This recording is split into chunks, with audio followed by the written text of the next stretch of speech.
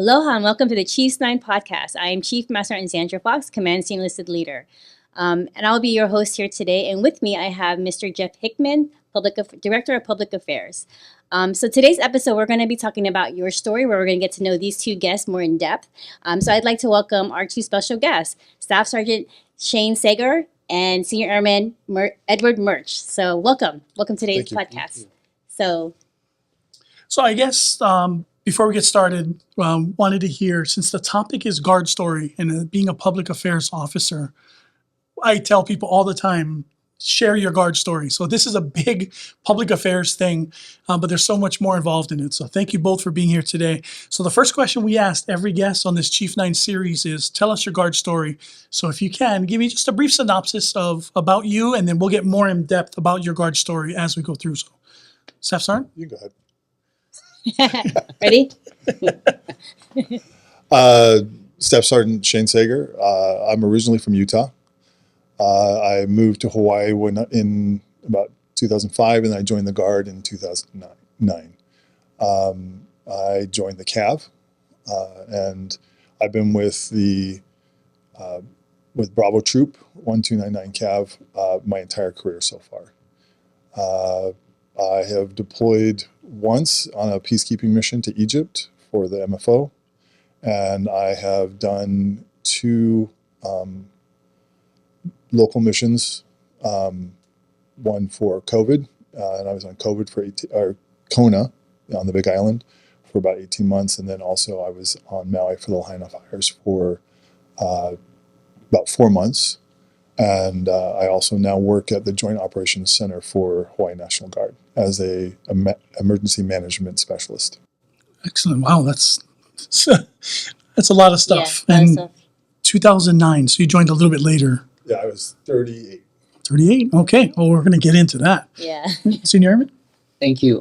Thank you for the opportunity to be here today. My name is Senior Airman Eduard Merc, and I'm originally from Czechoslovakia. You can sense a little bit of an accent. Now it's known as Slovakia, Eastern Europe.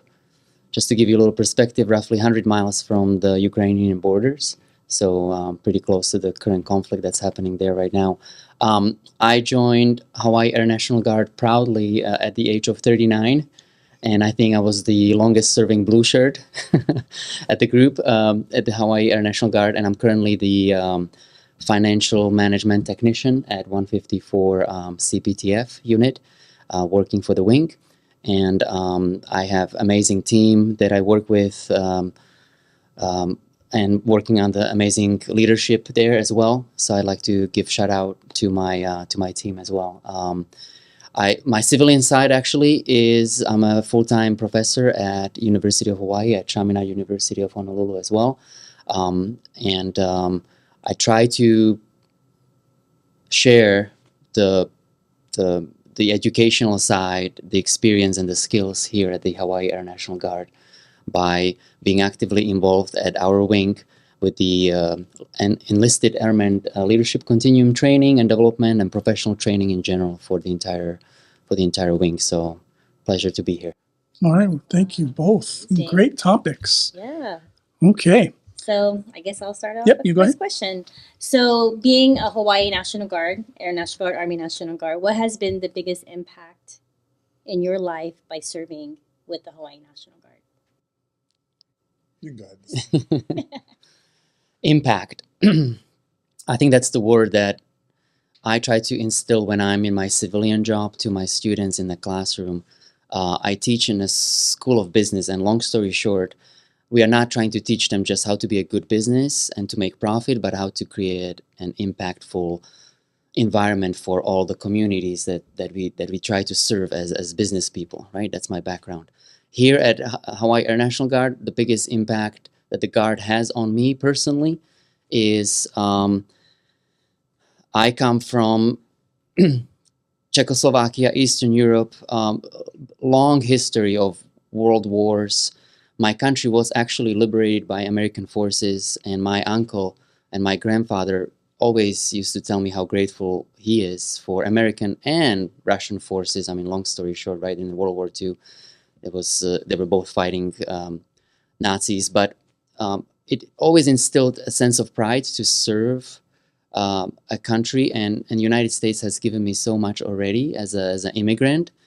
And I just love the opportunity not just to serve the country, but to serve the state of Hawaii. And we are so blessed to be here and to living here in Hawaii. So that's something that has a huge impact on me. And most importantly, the biggest impact that it has on me is the people that I work with. I have amazing group of team members at the CPTF unit, and I learn every day from them. And it's not just the learning, but it's also the service that we provide to everybody in the wing, basically, because we deal with financial management, we deal with budgets, customer service for every Air National Guard, and that's something that I take huge pride in, and it makes me feel that I do something bigger than myself, basically, at Hawaii Air National Guard. Not just the job, but it is a mission for me that has a huge impact in my life. What made you join the Hawaii Air National Guard? What made me join? I know it might sound like a cliche, but I did wanted to give back to the country. I recently became a United States citizen just before kind of going through the paperwork of joining Hawaii Air National Guard. And becoming a citizen in this country is one of the biggest privileges that we can actually enjoy personally. That's my opinion. And I just wanted to give back in terms of, wow, how lucky I am to live here in one of the best countries in the world. My civilian job has taken me to over 35 countries in the world. And I personally come from Europe, so I've been to various parts of Europe. I love my homeland of Slovakia, but I think we are so lucky to live here in the United States, especially in Hawaii. So, joining Hawaii Air National Guard at 39, close to 40, and being in a basic training as the oldest person there, it's not fun. but I could see how other younger people were actually motivated and wanted to maybe serve, and they were seeking somebody else that could actually push them. So I try to do that as best as I can, and it's just such an amazing mission that I can help fulfill here at the Guard. It sounds like your age has actually helped you and other people. Wisdom. Yes, wisdom. Yes. And so that's not a deterrent at all. Well, thank you. Yes. Thank you for sharing that. Thank you. Impact. I think in anyone's life you can grab a handful of things in your life that have impacted it, either for better or for worse. Joining the Guard literally probably saved my life. And so that was the first thing. And then the second thing is it taught me and continues to teach me, what good leadership looks like. And I apologize, I'm a little emotional today. One of my first sergeants passed away recently, and he had a huge impact. He was a great mentor for me, so I apologize for that. First Sergeant Tiatia. Yes. Yep. How did he have an impact? Let's talk about him and celebrate him. So the first time I met First Sergeant Tiatia, he was a Sergeant First Class, and we were in Indonesia. And we were doing the Garuda Shield mission together.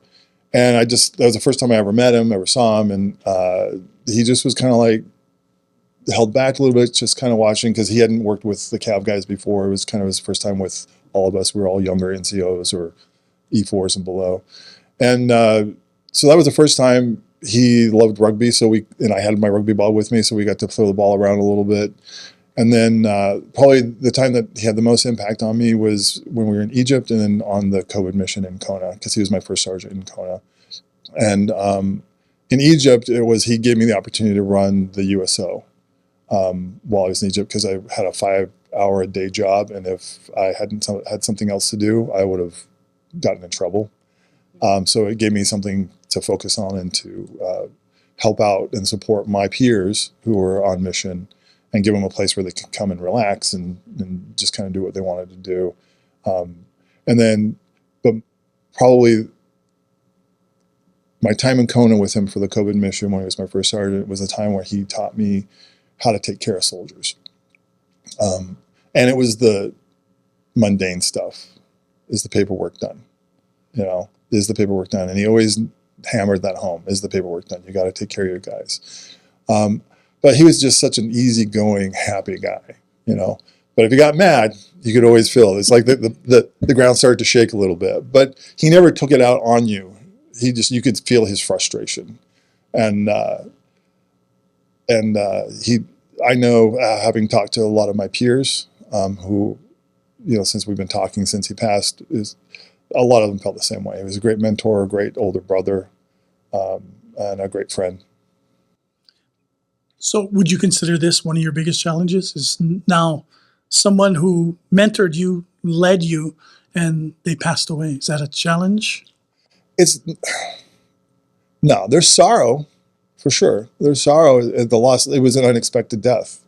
I think the one thing that I really enjoyed about him was that he'd pop up, because he moved over to recruiting, and he would just pop up out of the weirdest places. Like, what are you doing here, man?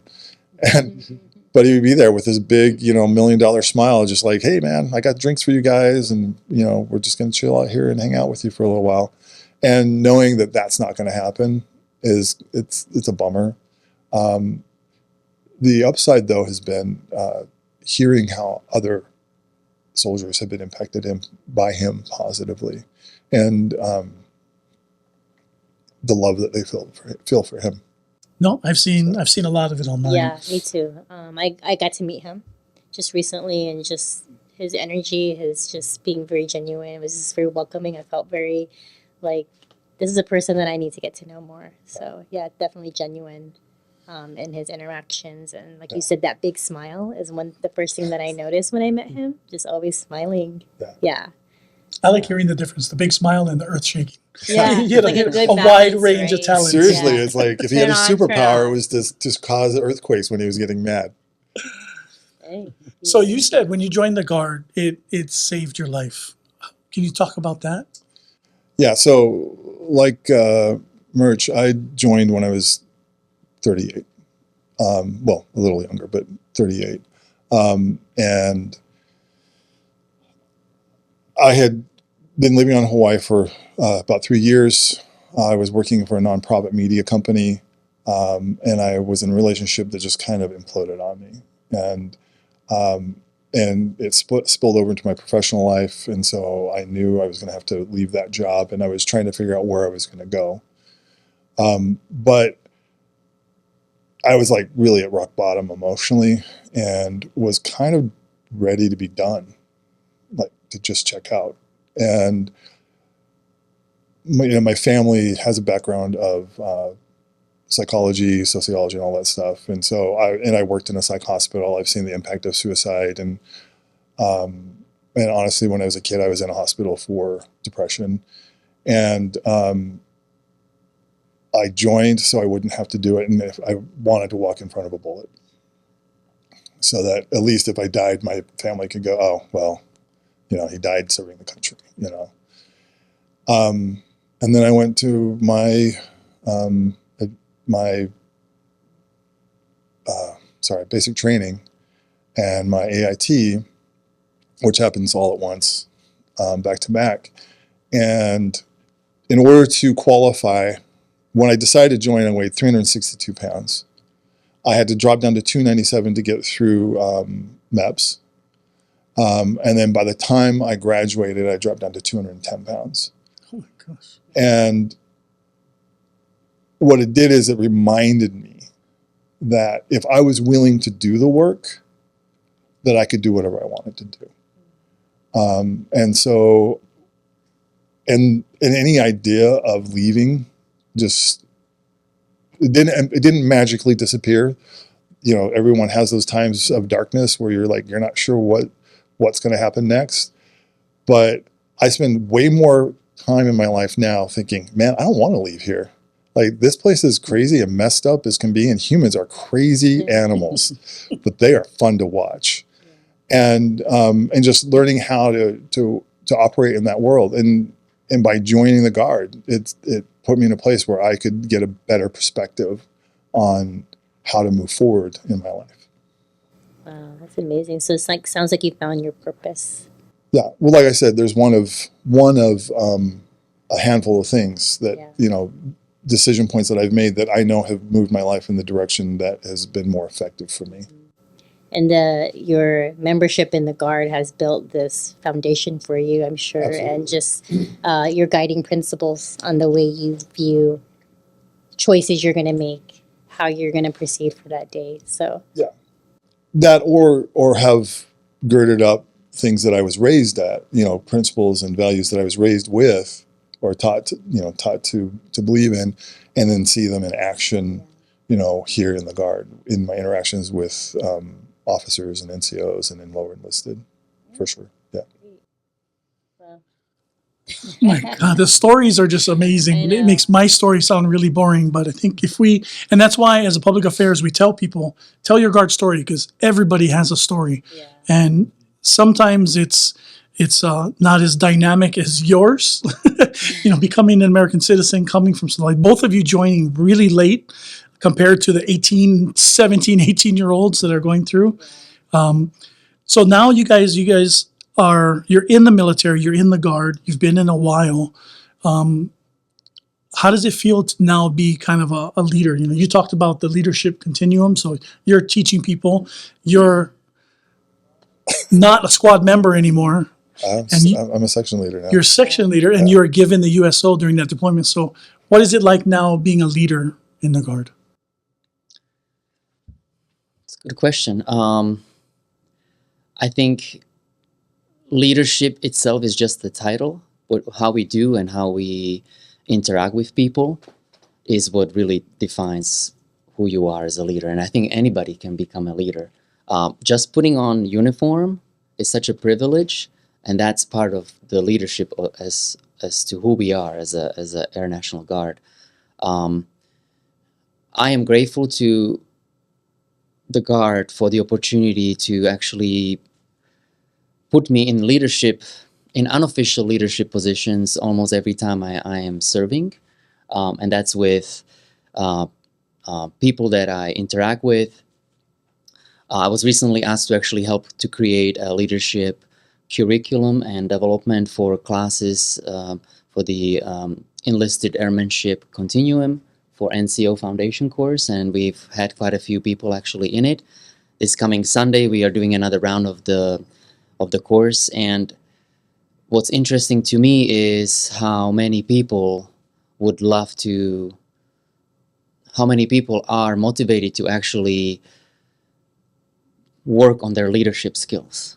And leadership is something that you can positively affect anybody's life around you, basically. So I view my role, regardless of my rank, I view my role as somebody that I can use the experience and the skills in my current position to maybe influence somebody in a positive light every day that I interact with. And especially like through the classes that I'm teaching right now with senior barrientes, we go through like a 4-hour leadership course that we created on our own for the entire Air National Guard, and it's just amazing to see how the NCOs are progressing in their careers and how they would like to actually learn more about the leadership. So for me personally, it's a very good opportunity to translate what I've been doing and teaching in my civilian side of things, and how I can translate it maybe into a military life as well. I have a question. So why, we've had previous conversations. Yes. Why so focused on leadership? Like what was the thing that drove you so much to like be focused on leadership? And thank you. Great question. I think through leadership, we can make that biggest impact that was mentioned earlier. And I think I love your story about the impact that the Guard had on you, basically. And I'd like everybody to think for a second, who was your favorite teacher in an elementary school? Do you still remember your favorite teacher in elementary school? I bet you do, right? It's been a while, but you still remember the name. Now, what's the reason for you remembering their name? Because they were leader, they were leader in their own right, so to speak, and they really took care of you. And I think if you take care of the people, you're able to do things that you could not even imagine. So I think that's the foundation of leadership, and thank you for that nice question. That is a good question. Yeah. Yeah. What about? I mean, leadership is a very broad topic, right? And I think it just boils down to communication, how we grow people, how we want them to lead and be developed. And so I think it's amazing, like your experiences. Now you're giving back in a role in the uniform, so it all like translates together. Like all of our experiences, all of our values really make up like who we are as a leader. So I appreciate your insights on that. Yeah, it's great. How about you? How does it feel to be a leader now? There's a lot of growth. When I first came in, when I first joined, there was like, oh, you're old, so you're gonna have all this wisdom, and you're gonna like have all this experience. But the truth is that on the civilian side, yeah, I have a lot of experience and had a lot of experience before I got here. But the military is a very different animal, right? And how people respond and what you see in the movies isn't what's really going on. And when it comes down to it, these are human beings, who they get up and one day they're like, I'm just going to have a bad day today. Or it's like, I'm going to do the best I can. I'm going to be the most motivated person I can. And on my case, I see these guys once a month, And so it's a crapshoot whether or not, and then for me too, how am I going to show up? How do I show up as a leader? And so when I began, I thought, oh yeah, I got this.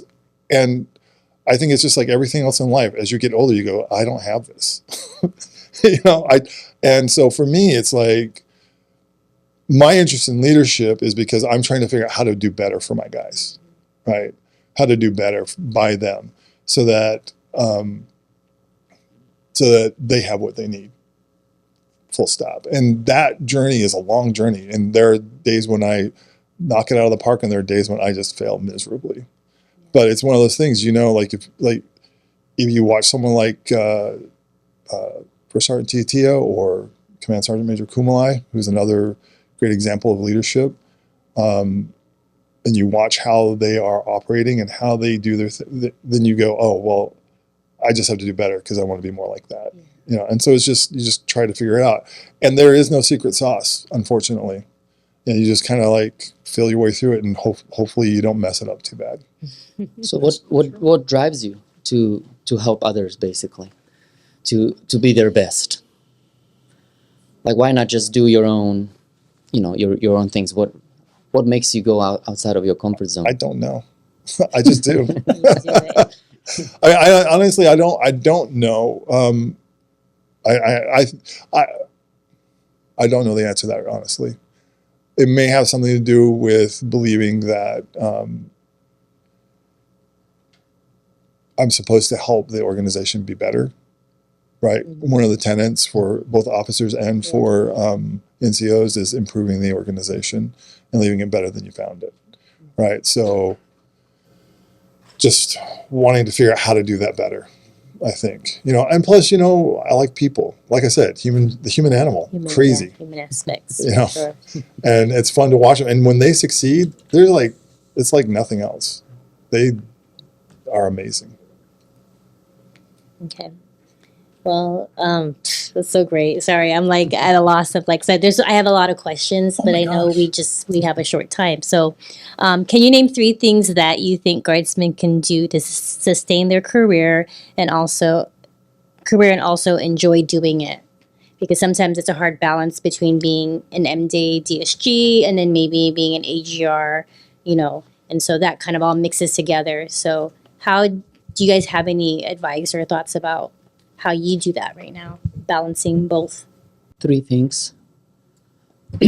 I would say the word that I like to use is be authentic. I agree with Sergeant Seggar in terms of we are human animals, in terms of we are highly attuned social animals. Well, that means we pick up on how we treat each other. And that's, I think, the foundation here. So if you decide to join, if you want to succeed in the Guard, at the end of the day, it's not about the system, it's not about the tools, it's not about different things that we use, it's about how you build those relationships. And the fundamental block of building relationships is, are you authentic? So I think that would be the first one, right? Being genuine, being authentic, and just being yourself, of course, respectful, but people will work with you and people will support you if they feel that you are genuine to them. And that's the foundation of building a trust. At the end of the day, do I trust all of you in this room? Yeah, if I get to know you even more and if we are authentic to each other, I think trust will lead us towards the mission that we need to accomplish. Number two, I think would be ask a lot of questions. I call it the art of questioning, right? Not art of speaking. Speaking is important, but more importantly, it's art of questioning. If you don't know something, and especially for a DSG like me, I was so overwhelmed, and I agree with you. Military is just a completely different environment from a civilian world. It gets overwhelming for a DSG, and our leaders, our commanders are doing their best, but it's just the limitations of how long we serve, like every month. DSG? Look at M-Day. What? It's M-Day. Oh, Yeah. Equivalent. Drill status. Yeah, Drill status, yeah. sorry. So we come once a month, basically, right? And it's just, we get overwhelmed maybe with the questions. I get 250 emails in my inbox. So seek help, ask questions. That's number two. And then number three would be, I used to teach in Japan a lot, and there's a philosophy that comes from Japan that's used in business a lot. It's called continuous improvement, right? CI. And I teach in my business classes, don't seek perfection, seek progress. So try to improve yourself by 1% at least every day. And that's what successful businesses do these days. So let's translate that into what we do in the military. So those are kind of my three things that I like to share. Yeah, it's Those are good. things found in fortune I think cookies. can I take your class? Do you have openings? gosh. I need to take this business class. Great advice. Thank you. I would say my first one is do it. Do the work. Go to the schools. I stopped myself from progressing for 3 years by not going to ALC because I was afraid that I wasn't going to be good enough and that I wasn't ready. What is ALC? Annual or advanced leadership course. So, and then when I went, I realized that everybody else was in the same place that I was, and that it actually helped me love my job more. So that's the other thing, is get the training, because as you get better trained, you'll become more proficient at your job. And nobody likes being terrible at their job. And if you don't grow and learn in your job, you're not going to want to stay around. You're going to want to move away, because why stay? Right. Camaraderie, which goes to your number one point. Camaraderie is huge. If it's a family, and you got to take time to spend time with your guys or your soldiers, because if you don't, then they're not going to get to know you, and they can't trust you. They're not going to be able to trust you as much, like you said. And then the third one is just take a risk. Take a risk to step off into that place that's super uncomfortable, to do something that you haven't done before. Yeah. And usually you'll either fail or you'll succeed. And either way, it's okay, because hopefully the one thing you do is learn out of all of that. Yeah, no, you talked about failing and succeeding. So there's balance to everything you're saying.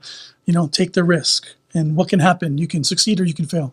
Yeah. You'll still learn from it. And hopefully, regardless of which one it is, you're going to learn, which is really the most important thing.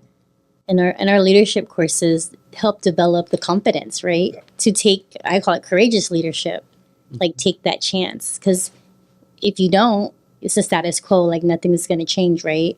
And so you have to exercise that muscle to just make a decision, do the things you're taught, and hopefully it's a good result, right? But if not, that's how you learn from your experiences. So agreed. I think one of the things that I learned, my drill sergeant told me this, and it stands true to today.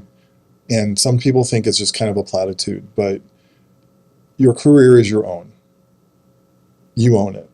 It doesn't matter how terrible your leadership is or how great they are. It's yours. And if you embrace it and you take it up and you do the things that you need to make it better, That's all going to be because you did the work and effort. Now, hopefully there'll be good NCOs and good officers around to support you and to bring you up as you do those things. But, your career is your own. So if the paperwork's not there, follow up. I have E4 right now who's trying to go Special Forces. He texted me probably every week, once a week, saying, "Is my paperwork in?" Which reminds me, I got to go check on that paperwork, right? He has embraced that his career is his. Yeah. That he has a goal in mind he wants to do, and he's gonna do it. And as long as we do our job to support him, hopefully he'll make it. That's awesome. Yeah, give them the encouragement, right? Yeah, that's giving them control. It's okay to follow up, right? Yeah, totally. Yeah, 100%. I like what you said about the risk, taking the risk. I'll be completely honest, I was a little hesitant to join initially at the age of 39. Same. And also, it's military, so there's a lot of risks involved. So my family wasn't initially on board, so to speak. But every morning I wake up, and just like one of your mentors, one of my old mentors told me a long time ago, there's two pains in life. One is the pain of regret, and one is the pain of discipline. And I'm like, I'm going to take some risks and I'm going to do the pain of discipline because I might have a regret that I will never serve and never have the opportunity. So thank you for mentioning that about the risk. Yeah. Wow. Man, I think we can go longer, but we can go. This could be like another episode in itself. But I do feel like I'm cutting them off. I apologize. The content in your stories and your advice and your mentorship. Amazing. It is off the charts. Yeah. So. But we can continue this offline maybe. So, but we're going to go ahead and wrap this up. But I want to thank Senior Airman Merc and Staff Sergeant Seggar for being our guests today. Thank you. Thank you for sharing all of those great insights and your stories. Like, amazing. Like, it just gives me chicken skin because I'm like, wow, we just have amazing guardsmen that are part of the Hawaii National Guard. And so I really appreciate all of your insights. And thank you for your leadership as well. Oh, I appreciate that. Yeah. So thank you for making this episode what it is. So your guard story. And so thank you, Jeff, for being a good co-host. He's always has my back here. And to all of you out there, mahalo for watching this episode. It is one of the topical episodes of this series called The Chief's 9. Please like and subscribe to the State of Hawaii Department of Defense podcast, the NACOA Exchange, Boots, Wings, and more. More on Spotify, YouTube, and Apple. So subscribe below or however we do that. But I don't think we're doing that. Yeah, I don't know how we're doing that, but it's okay. So until the next episode, thank you guys so much for listening out there. Aloha. Aloha. Bonus content. This is the extra stuff. So thank you for all that. But I know there's just a couple questions I want to ask one of each of you. Rugby. Yes. You said you played it in the thing. You kind of look like you might have Still do. played. Okay, you still play.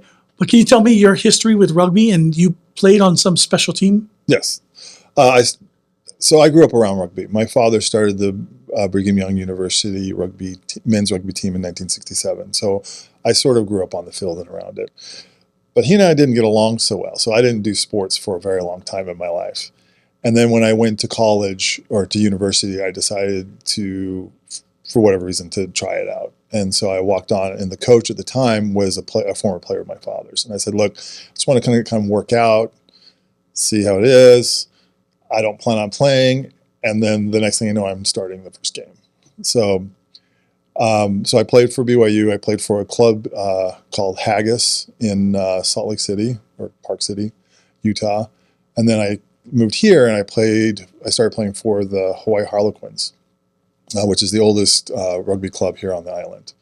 And at some point, right after I got back to the unit from my training, I got a job as an admin assistant, and I heard that there was this thing called All Army Rugby.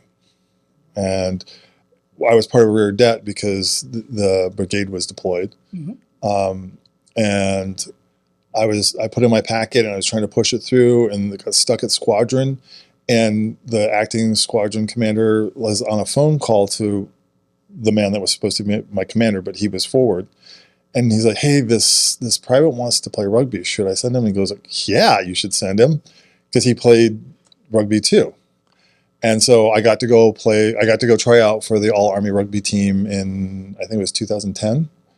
And I made the squad, and I got to play in the tournament. All military forces tournament. Air Force won that year. Unfortunately, we got second place to them. And then I got the opportunity to do it again 2 years later in 2012, which was actually the mark of the last year that they did 15s, which is 15 men per team. And they did that in anticipation of the Olympics picking up sevens rugby. And so we knew the next year was going to drop off to sevens, and sevens is a much faster sport for much lighter people than myself. So, but don't you need that size for rugby? You do, but when you're playing sevens, it's just very fast. It's the same size field, and you've got to cover it with 7 guys on each team. So it's the size of a soccer field. Wow. And then about a year ago, I decided I was going to play again. So I hung up my boots in 2012, and then I started playing with the Harlequins again this year. So this is my first season back. 12 years hiatus. Yeah, man. It was my first game. That next Sunday, I did not get out of bed. Everything hurt. I think now you better ask your first sergeant, can I play? Do you play still? Yeah. For fun? No, I compete. Yeah. Oh, you? Yeah. Oh. I'm back with the Harlequins again. Gotcha. So you got the return of a pro. Yeah, 12 years is a long time, man. And the things that you used to be able to do, you don't, like, you have to really work hard to get back there. The fact that I made it through an entire season, and the fact that I was able to play every game I played the entire 80 minutes. Sorry about that. The fact that I made it through the entire 80 minutes for each game that I actually got to play is short of a miracle.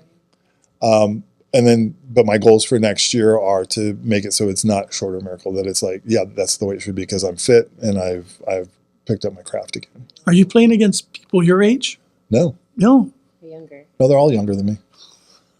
It's insane. Except for like 1 or 2. The wisdom on the field. That's right, wisdom. Yes, I know when to walk.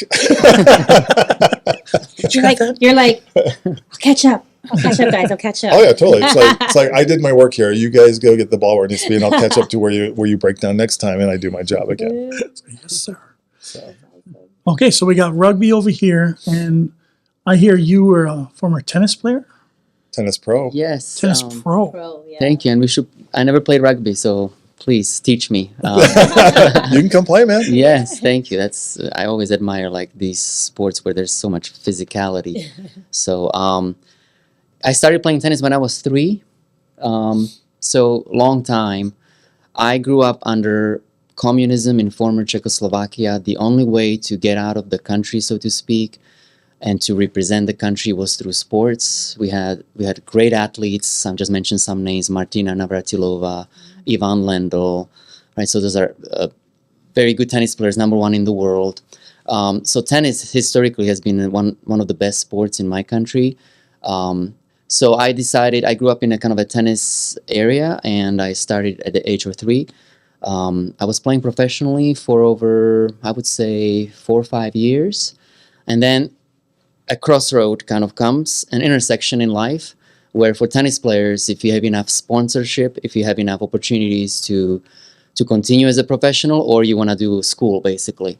And one time I was playing in United States on a tournament, and recruiters, like tennis coaches from different universities, came, right? And they asked if I would be interested in playing for American University. So long story short, I ended up playing, so I played professionally in Europe, and then I transitioned here to United States. I came here at the age of 20, and I played for University of Hawaii, for Hawaii Pacific University, and then, interestingly, Brigham Young University, Hawaii, has a beautiful campus on the North Shore, and we won 2 national NCAA titles with them. So it was an amazing experience. We had just wonderful players on the team. So I played college tennis, NCAA tennis for 4 full years, won 2 national titles. And right now I'm teaching little kids. I had a business, and I still kind of do have a business here in Hawaii. It's called Aloha Tennis Academy. Not trying to promote anything, but but long story short, Free chicken. long story short, I try to give back with little kids. So I teach a lot of kids, and it's just so wonderful to see kids whose tennis racket is bigger than the kid itself. Like, you know, they're swinging the rackets. Some helping like in local communities as well. But it's just, tennis is a lifetime sport, and that's what I love about it the most. I know somebody who is still playing tennis at the age of 94, basically. So tennis has been my passion, and it just gave me so much positive in my life. Great mentors, my coaches, and I use a lot of stories in the leadership courses that we create from my tennis career. So I also want to give challenge to anybody in terms of if you like to have a physical exercise or something that you'd like to do with your unit, just reach out to me and I'll give you a tennis lesson. I give you to my unit and they discount? like it. Military discount, yeah. Free, no, but free. I mean part of the military physical exercise. Oh, yes. So, Okay. Yeah. What's your thoughts on pickleball? Answer carefully. Don't answer that question. let me think this through. Because, you know, that's Jeff's favorite sports right now. It's a sport. You It's know? a sport. It's a It is a sport? There's a ball. It's a social There's a activity. racket. Social activity. You're putting me in a hot water here, Chief. My dad's We have to take it off the my air. dad's 87. He's still playing tennis. Thank you. So I say tennis is very physical, of course. There's a lot of going on, a lot of coverage on the court, like big courts. Pickleball is, I think, great idea, as we have largest group of baby boomers retiring right now in the United States, over 60 million people. I think it's a great activity for them, but real sport. Good answer. Love So it. before we wrap this up, so we can tie it into the leadership, is there anything from rugby or tennis that you use in your guard life? I think it's just mostly the idea of camaraderie, teamwork, right? It's all about the team, you know. And one of the things that I use is because I kind of help coach my team now a little bit, and with my guys, we practice so we can fail, so we can learn, right? So that we can get better. Like, I'm not railing on anybody, or I'm not trying to like take anyone down because I want them to fail, or because or I'm not correcting them because I want them to fail. I want them to succeed, because if they succeed, then my team succeeds. So if I'm out in the field with my recon team, if my dismounts aren't doing their job, then we're going to fail, right? So if I don't give them opportunity to fail while we're practicing and learn from it, then I'm not helping them out at all. And then if I don't correct them when they make a mistake so they can see how it's supposed to be done, then I'm not helping them out. So for me, it's the teamwork that works. And if one person fails, the team is not going to succeed. Thank you. Well said. I agree with the teamwork, absolutely. As a relationship between player and a coach, for instance, right? Especially in tennis. Wimbledon is going on right now, right? One of the biggest tournaments. Yesterday there was a match, long story short, and the player was down the entire match. But he was trying to always catch up, and the player actually won by 2 points only, a 4-hour match. So the story, I think, or what I'm taking away with tennis is, in my career of professional play, I played over 500 matches. In life, we feel we are down, we are up, we are down, we are up, and sometimes you don't even know how close you are to what you want to achieve. And as long as you persevere, I think that's a good word to use, persevere. And as long as you just put yourself out there and you keep fighting, you might as well win the match, and you might as well win in your life. So Do the work. tennis is, yeah, exactly, right? Tennis is just, many matches, many important matches are decided by 2-3 points. And I think that's what happens in life. If you give up, I mean, it happens that we lose, but we are closer than we think we are to the goals that we like to achieve, basically. So It's that mental toughness. it's the mental, exactly. Right? Because that it may mental not all be toughness. physical. Yes. You know? And if you keep practicing hard, so hard during the practice, easy during the match, Yeah. and you use your mental heart. toughness. Yeah, mental toughness and heart. Absolutely. I would say, So. with perseverance. That's Absolutely. awesome. That's a great All story. right. Well, thank you. You want to close us out with the bonus content? Yeah. What do I Whisper. say? Bonus content.